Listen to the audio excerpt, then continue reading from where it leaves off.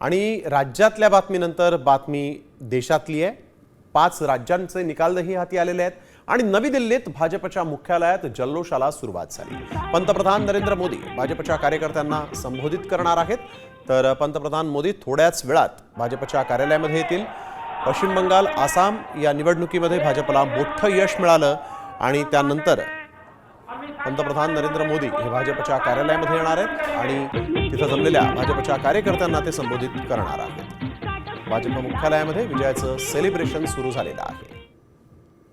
पश्चिम बंगाल, आसाम या निवडणुकीतील मोठ्या यशानंतर आपण बघतोय पंतप्रधान थोड्याच वेळात भाजपच्या कार्यकर्त्यांना संबोधित करणार आहेत। पुढच्या काही क्षणात पंतप्रधान इथे येतील आणि विजयाचं सेलिब्रेशन करतील। स्वागत करेंगे।